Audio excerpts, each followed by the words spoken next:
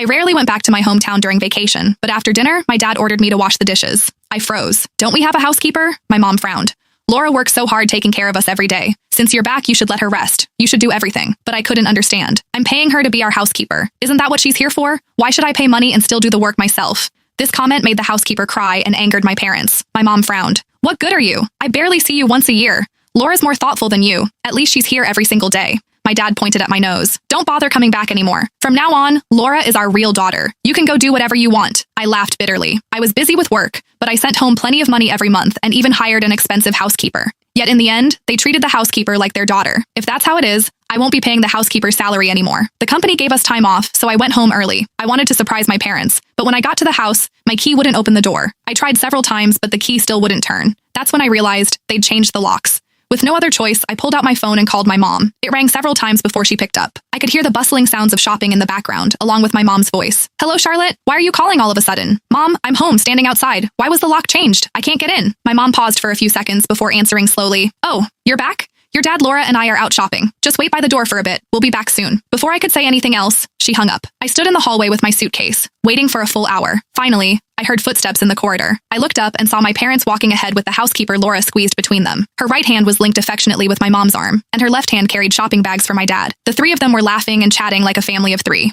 When they reached the door and saw me standing there, none of them looked surprised. My dad just glanced at me indifferently, and my mom only said casually, "Oh, you're back." Laura, on the other hand, immediately let go of my mom's hand. A warm smile spread across her face as she hurried toward me. "Charlotte, you're home. Why didn't you tell us in advance? We could have picked you up." I forced a smile and nodded slightly, my eyes falling on the door lock. "When was the lock changed?" "Why didn't anyone tell me?" Laura quickly explained. "It was changed a month ago. The old lock was getting stuck. It wasn't very safe. I was worried about Uncle and Auntie since they're getting older, so I had someone install a new one. I didn't have time to tell you. Please don't mind, Charlotte." Before I could respond, my dad snorted coldly and pushed open the door, his tone dripping with dissatisfaction. Someone who couldn't even come home for Christmas. What difference does changing the lock make to you? I knew my dad was still upset that I hadn't come home for Christmas. He was holding a grudge. I didn't want to start a fight the moment I got back, so I didn't respond and just followed them inside. After entering, I instinctively went to the shoe cabinet to get my slippers, but I saw my pair of fleece slippers on Laura's feet. Laura noticed my gaze and awkwardly pulled out a pair of disposable slippers from the bottom of the cabinet, handing them to me. "Charlotte, I'm sorry. I put on the wrong ones. Wear these for now." I looked at the thin disposable slippers, then at my fleece slippers on Laura's feet. A strange feeling rose in my chest, but I didn't say anything. I silently changed into the disposable slippers. After dinner, I just sat down to rest and recover from the long journey when my dad pointed at the dining table. "Go wash the dishes." I stood there, stunned, and instinctively replied, "Don't we have a housekeeper?" My mom immediately frowned, put down her water glass, and gave me a stern look. "Laura works so hard taking care of us. Cooking, cleaning, exhausting herself all day long. Now that you're back, let her rest. What's wrong with you washing some dishes?" "I'm exhausted from work too," I said, looking at them in confusion. "I work overtime every day. I finally got a break and came home to rest, and you want me to do chores? Besides, I'm paying her good money to be here. Isn't this what she's supposed to do? Why should I pay and still do the work myself?" Laura stood to the side, head lowered, looking like she'd been wronged.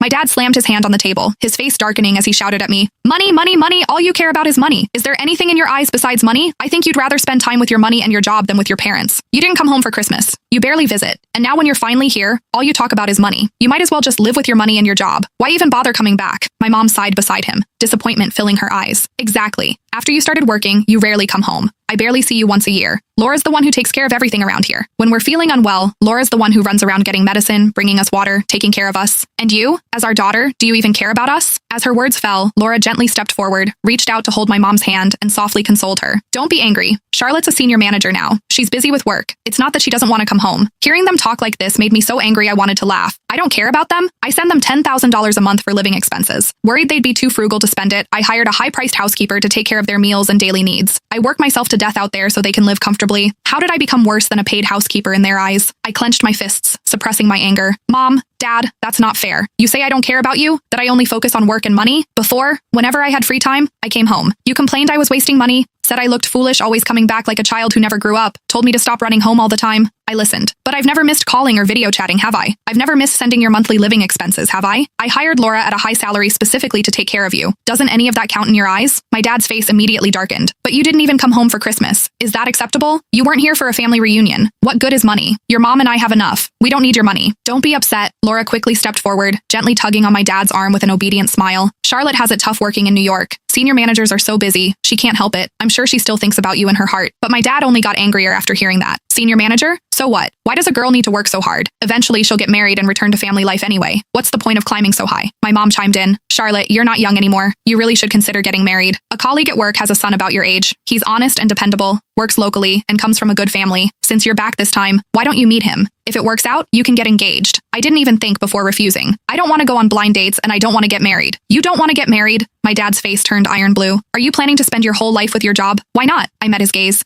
My dad was so angry his chest heaved. Your mom and I are getting old. We need someone nearby. If you go on blind dates, get married, and stay here, we'll have someone to rely on, someone to take care of us. Why can't you think about us? I frowned. Haven't I already hired Laura to take care of you? My dad slammed the table and issued his ultimatum. Then if you won't get married, quit your job and come back to take care of us. Otherwise, stop recognizing us as your parents and we'll make Laura our daughter instead. I laughed in frustration. When I graduated, I planned to find work back home so I could easily take care of you. I looked at them calmly. But you thought it was embarrassing for a graduate of a prestigious university to work in a small town. You said I had no ambition and forced me to go to New York. I've struggled in New York for so many years, finally getting a foothold and building my current life. And now, with one sentence, you want me to give it all up and quit? I shook my head firmly. That's impossible. My dad's brow furrowed, his voice immediately rising. What do you mean, impossible? We raised you all these years, and when we ask you to come back, you make excuses? I'm not making excuses, I explained patiently. My job in New York is what I fought for all these years. If I just give it up, all my suffering would be for nothing. So you're just going to abandon us? My mom joined in, her face full of disapproval. You're our only daughter. When we're old, who else can we rely on but you? I didn't say I'd abandon you. I took a deep breath and offered a solution.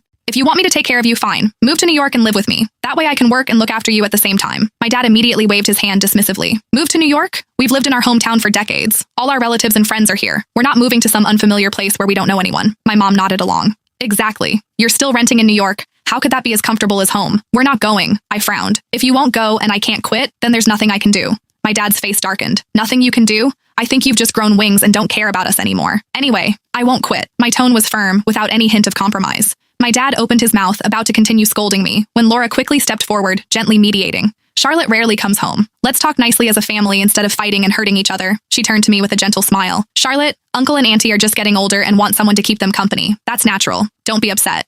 Hearing this, my dad's expression softened slightly. He looked at Laura with instant warmth. Laura's so understanding, so considerate of us. Not like you. All you care about is work and money. I was too tired to argue with them anymore. Even one more word felt exhausting. I turned and headed to my room. The moment I pushed open the door, I froze completely. My bed had unfamiliar sheets and a comforter.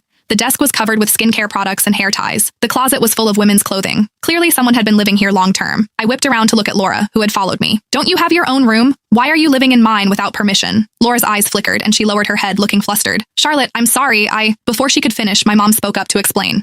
Laura's air conditioner broke. We tried to fix it several times but couldn't. It was cold, so I let her stay in your room. You never come home anyway. It would just sit empty. The anger in my chest flared up again. Even if I don't stay here, this is still my room. How could you let her move in without asking me? How could we? My dad suddenly roared, his face livid.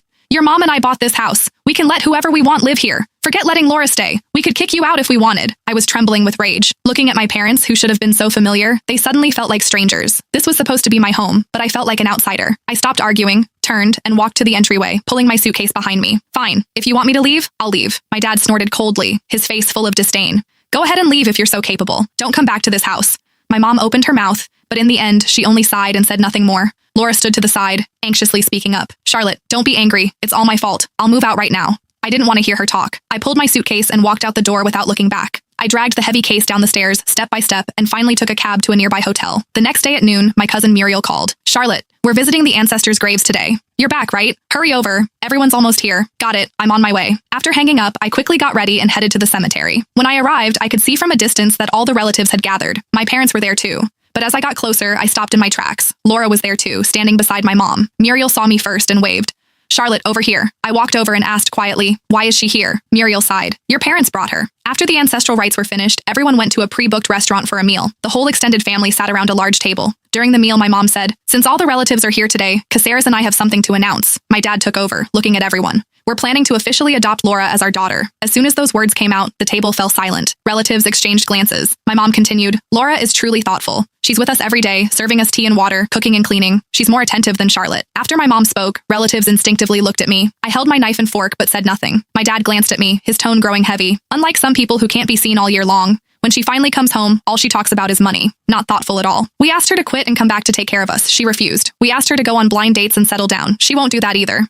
Her wings have grown hard. She doesn't care whether we live or die anymore. Muriel quickly tried to smooth things over. Charlotte does care about you. She really is busy with work. The pressure is intense. Don't talk about her like that. My mom immediately waved her hand, her expression sour. Busy, busy, busy. All she knows is being busy. What's the point of all that money if she can't be here with us? Laura's different. She knows when we're cold or hot. When we're not feeling well, she's the one running around, buying medicine, bringing water, taking such good care of us. She's so much more reliable. My dad got more worked up as he spoke, his voice rising. Since we can't count on Charlotte, we'll adopt someone thoughtful. If Laura takes care of us in our old age and when we die, we might as well leave this house to her. The whole table was shocked. Everyone looked at each other, no one daring to speak. Some wanted to offer advice, but seeing how determined my parents were, they swallowed their words. The meal ended in a strange atmosphere. After everyone dispersed, Muriel pulled me aside, her face full of worry. Charlotte, have your parents been brainwashed by that housekeeper? How can they say they'll leave the house to her? You need to go back and talk to them properly. You can't let them stay confused like this. I looked at Laura in the distance, laughing and chatting with my parents, and gently shook my head. Maybe they always wanted a caring daughter who could be with them every day and obediently listen to them. I can't be that person. If they want someone else to do it, I can't stop them.